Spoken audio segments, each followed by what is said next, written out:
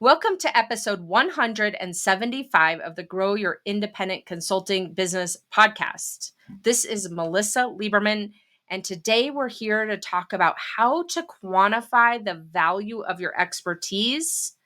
And we talk about this so often in terms of value-based pricing, but today I want to focus this episode on how to quantify the value of your expertise using a case study so you can really see it in practice. Okay, so before we dive into the case study, I just wanted to first walk you through the agenda for today, which is first we're going to talk about what I see to be the common challenges with value-based pricing that so many consultants hit up against.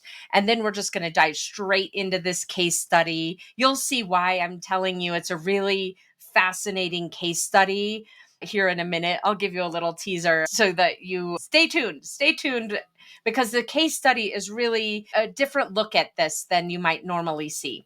And then finally, we'll wrap up the episode with I'm going to share with you 3 specific questions that you want to be asking yourself so that you can enhance your sales and your pricing process to better elicit the ultimate value of the outcomes you're delivering for your clients and your potential clients. So that's what we're here for today. I'm excited for you to really hear this full case study and see how it applies to you and your business.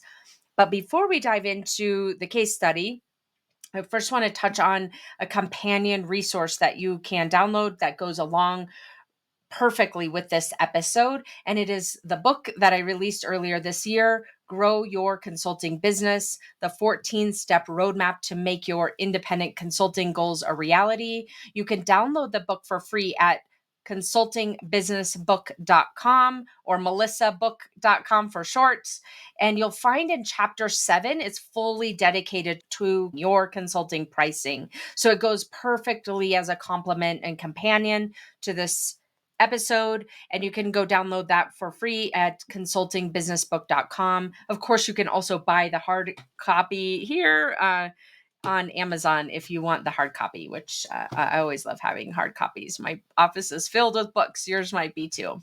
Okay, so with that, let's talk about really just taking a step back and asking you if this sounds familiar or not. For so many consultants, one of the pushbacks that I often hear is, Melisa, I really want to move into value-based pricing. I really want to disconnect pricing based off of the time that I'm spending working on the clients and the client deliverables.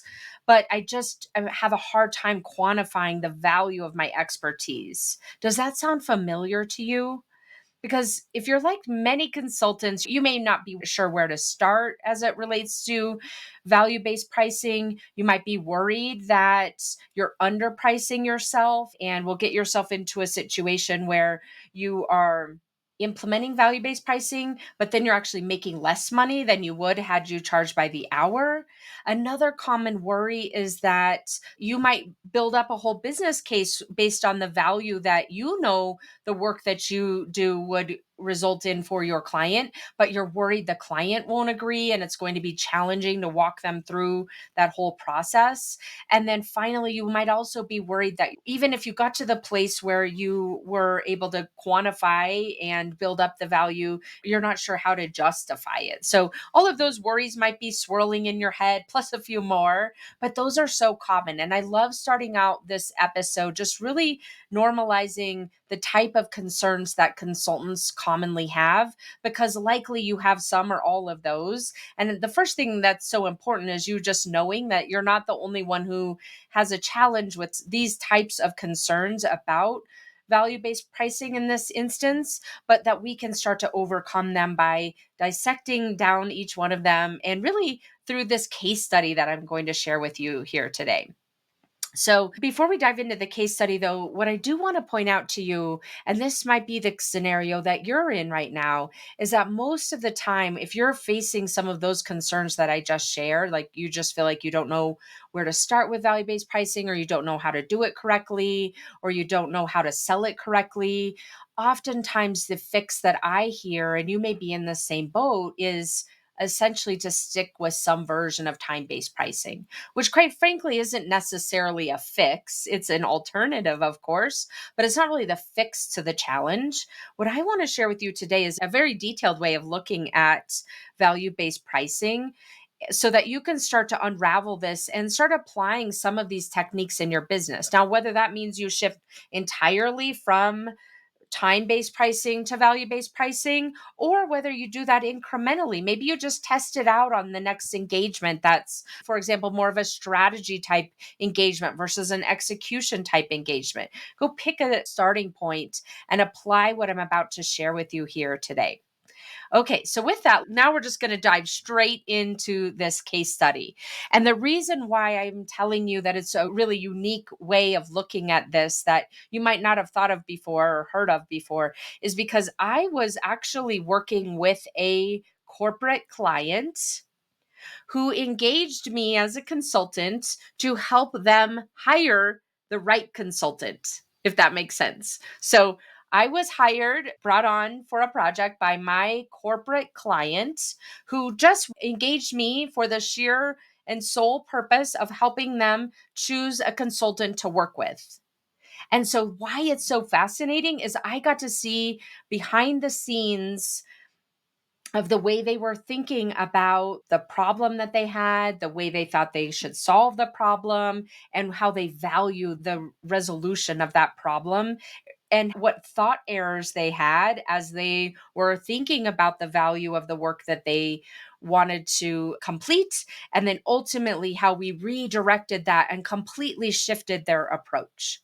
So that's why this is really exciting because I wasn't actually the consultant who ended up delivering the work. I didn't have the capacity for it. But what I did do is help them to select the consultants, which, as an aside, this is a great, if you're running up against, if you've got clients and you've got more demand than you can handle, like Abby was talking about on last week's episode, this can be a great solution as well for you to agree with the client that you'll help them through a paid engagement to choose the right provider and solution for them. And then ultimately, you get to see behind the scenes of how a client thinks, how they choose who to work with, how they choose what kind of solution makes the most sense for them, and how they might be thinking about things in a way that doesn't necessarily get them to where they want to be.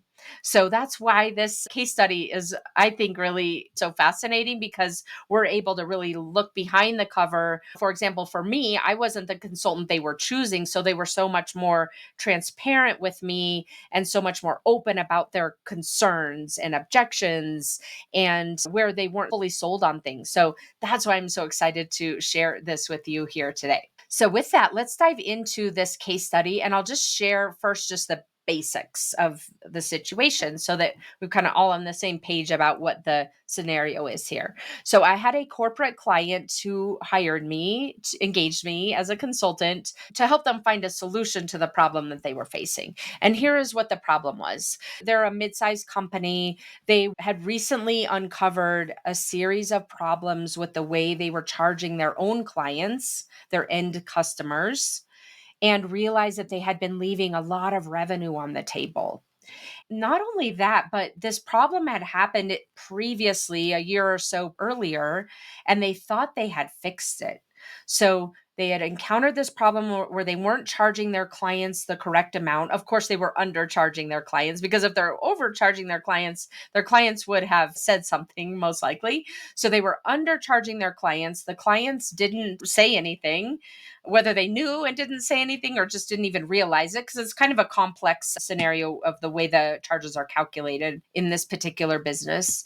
And so they were a year or so ago, they noticed a problem. They thought they had it resolved. They went through all the change that was required to let their customers know there had been a problem. They weren't going to retroactively charge. They were just going to fix it moving forward. And so then for maybe 6 or 8 months, they were operating, thinking everything was working correctly when it wasn't. And so now they're at this second spot where they realize they have a revenue leak and it's bigger than what they imagined. And they were really at a crossroads to figure out what to do about this. They knew they needed to hire someone to help them solve this problem because of capacity in some respects and because of lacking skills in another sense.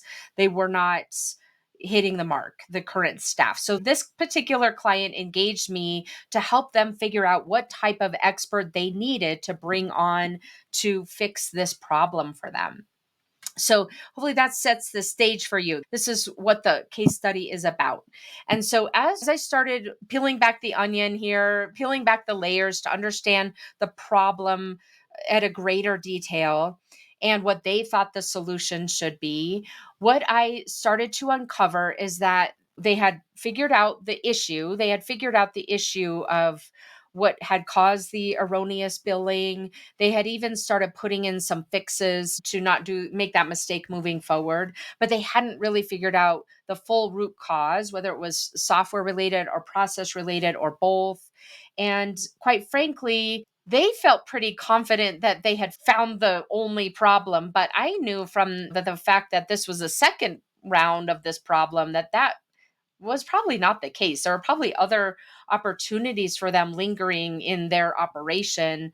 Given the right expert coming in, could figure out what those are and be able to help them even beyond this initial set of fixes that they needed to make. So, as we started off this engagement, the engagement, which was to find a full time consultant, someone that wasn't a stopgap like I was, to help them choose a consultant.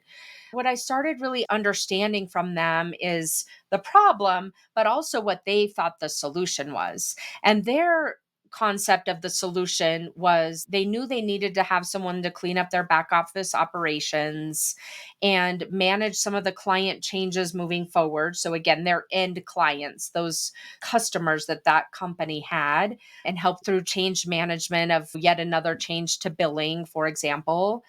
And they realized that they needed someone that was really flexible and figuring out all of the different nuances to their billing and make sure that everything was being done properly, being calculated properly. Any software changes that needed to be identified were identified and into the software roadmap, those kinds of things. So, as we were talking through it, their initial solution was really came down to, in their mind, just someone who is well versed in pricing, in well versed in systems that calculate consumer bills and invoices. And because they felt like they had such a good handle on that, they had quote unquote found the last problem with the situation, they felt that they could find a generalist who really understood pricing and dynamic pricing in this type of business, that could come in and really learn their systems and provide some oversight, provide some advisory type work to their existing team,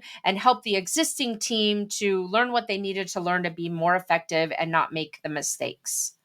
But what I saw when I was really looking at their problem is that they would be most served by bringing on a fractional COO, someone who's an expert who could look at their systems holistically and who could really roll up their sleeves and do some of this work, but also uncover other problems that this particular company hadn't identified yet. They were kidding themselves that they had found the last problem and all they needed was someone to come in and clean up the issues.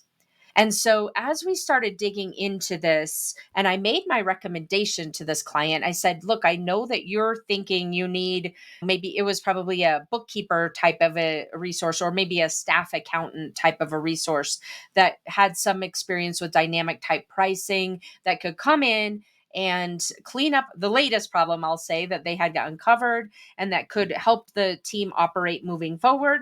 I said, I hear that that's what you think you need, but really what I see is that you need a fractional COO who can look at this full picture, who's got dynamic pricing experience, but can also look at this full picture and uncover other opportunities for you. that you've most likely overlooked. And this can be a really challenging thing to sell because you're selling to someone or to your own end client a problem that we don't yet know exists. And so, as they were thinking about the recommendations that I was making, which to be honest with you, in some respects were a little bit easier to make because they knew that I wasn't the one going to be doing the work moving forward, that I was just recommending to them what the best solution would be for their own challenges. They were really hesitant and resistant at first. They were thinking, you know what? I don't need to spend this amount of money. I don't want to bring on a quote unquote expensive fractional COO because really at the end of the day, spending that amount of money isn't going to make sense. We could get by with a staff accountant or maybe even a bookkeeper that's got the right type of corporate experience to solve this problem. And so that's where it got really fun for me because I got to really work with them and figure out how do we get them over the hump? How do I help them to see that the ultimate value of what it is that they want to buy can be so much greater if they look at this problem from a completely opposite perspective? And here's what I mean by that. They were thinking that whomever they brought on or whatever company they brought on as a consultant would be a cost to them.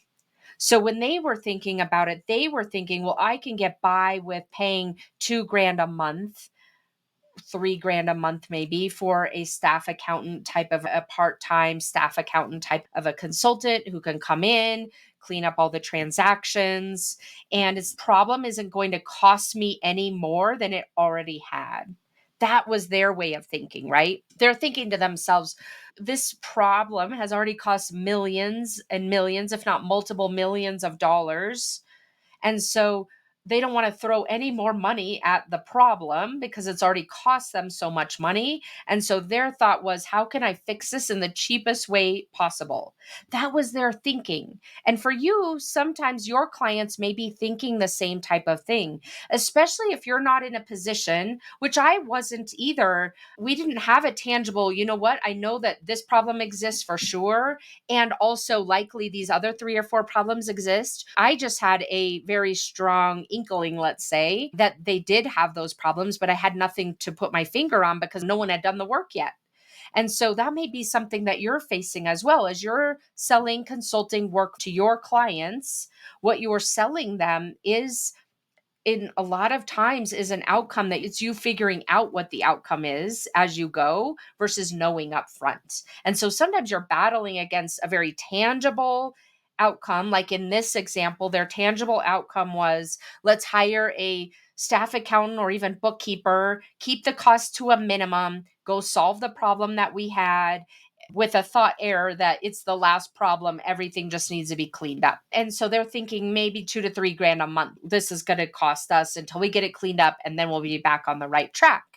And what I said to them and showed to them is that they were thinking about the cost and focused on the cost and the compounding cost of the problem itself and not thinking ahead to the benefit, not thinking about the ROI when they're thinking about the type of resource consultant or expert to bring on.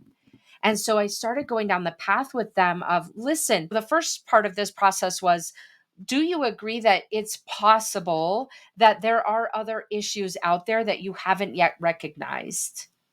And I say that to you because we've already gone down this road 2 times where you think the problem is fully known, fully understood, and that all that needs to happen is cleanup. And you've been wrong 2 times now. And so, is it possible that there are more opportunities out there, more errors out there, more challenges out there, both by way of fixing things, but also upside that you haven't yet considered because you don't have the right expertise or talent in your current team?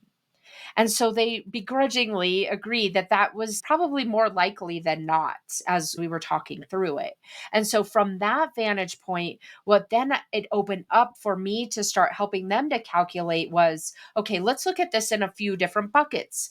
Let's quantify the potential value of further unrecognized errors. And of course, that's a challenging thing to calculate, right? So you just have to make some educated guesses. So for example, we We took the last two instances that they had experienced, the errors that they had experienced, and looked at the ultimate impact of those errors. And then we just made a guess. It could be that those errors, that there could be another third error lurking out there, or four or five more errors lurking out there that are worth. In this example, we quantified them, back of the envelope type math, of hundreds of thousands of dollars of potential unrecognized errors that they hadn't yet found. So that was the first part of the business case. Then we moved on to really thinking about the value add of further optimization. So now, if we move away from the errors that they were wanting to fix and thinking about if you bring in an expert who's a fractional COO, as opposed to bringing on a staff accountant or even bookkeeper, what further optimizations are possible for you in your business process? And as we dug into those examples, I was just working with them on what could they be and what kinds of optimizations have they experienced in the past? What do they already know are available optimizations out there that they haven't yet had time or capacity to implement?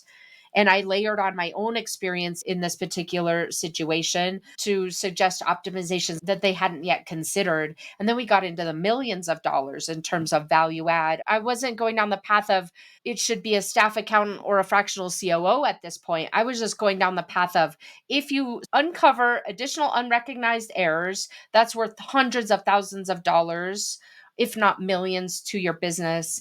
And then we've got upside in terms of additional value add through further optimization. That's worth hundreds of thousands, if not millions of dollars. And if we add all of that together, then we've got a business case that's likely, in this example, it was over $50 million of upside to this particular organization.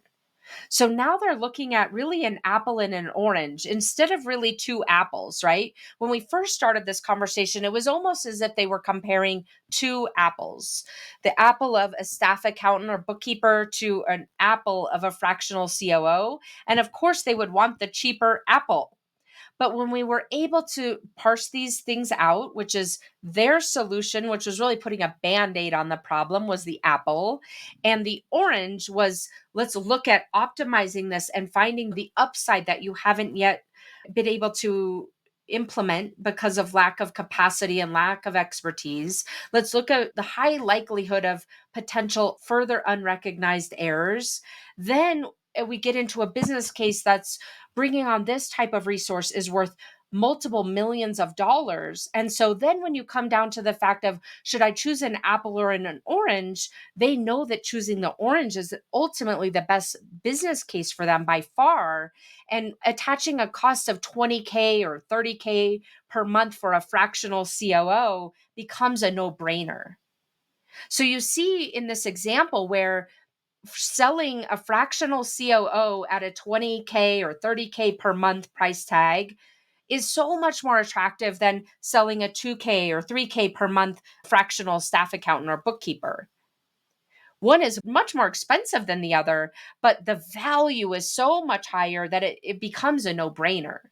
And so that's what I want to share with you here today is this concept of really thinking about if you take yourself out of the equation, and you don't have the benefit that I did most of the time of really being hired to go find another consultant, obviously. So you can't fully take yourself out of the equation, but do it as much as you can. Borrow my example. Think of yourself as kind of two consultants, one which is helping them to really figure out what the best option is for themselves, what the best solution is. Think about what they might be considering as the alternative and why that might be centered around a lot of thought errors where they're thinking about, let me just contain the cost because it's already cost me so much money. I don't want to pay so much more, versus really looking at the return on investment and the upside and the benefit that you get from hiring someone like you who has the level of expertise that you have.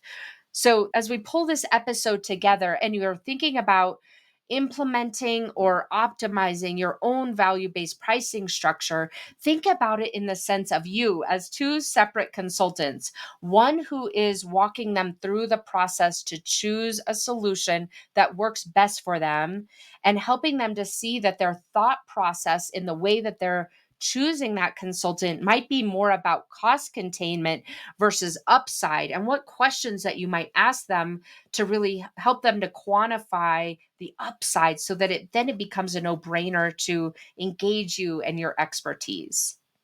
So that's the case study that I have for you. Think about how this applies to you and your business. And as we wrap up this episode, I want to give you those 3 questions that I promised you to help you think about your own sales process and how you either initially embed or further optimize value-based pricing in this way. So the 3 questions are: how could your potential clients be looking at what you provide as a cost as opposed to a benefit? Number 2, in what ways could you help your ideal clients recognize and quantify the impact of your services? And then number 3, how is engaging you a no-brainer for your ideal clients?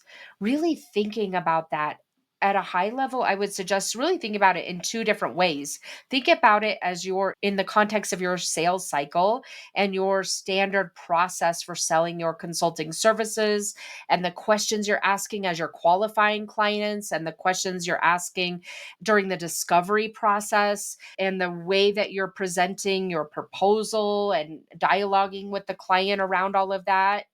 And then also apply that. So we're applying that at a high level for your process, and then specifically with each individual sales opportunity that you have, go back and ask yourself these specific questions that I shared with you. And we'll also put those specific questions in the show notes. So you can click on the link wherever you're listening to this podcast to go to the show notes, and you'll have those questions there as well. And then finally, as we're wrapping up, listen, hire your own expert. Be a consumer of the things that you are selling, the concepts that you are selling. And by that, I mean, you're not an expert, most likely, in lead generation or sales. You're not an expert yet in how to value-based price your work. And so I strongly encourage you to hire your own expert, just like you would encourage your clients to hire an expert.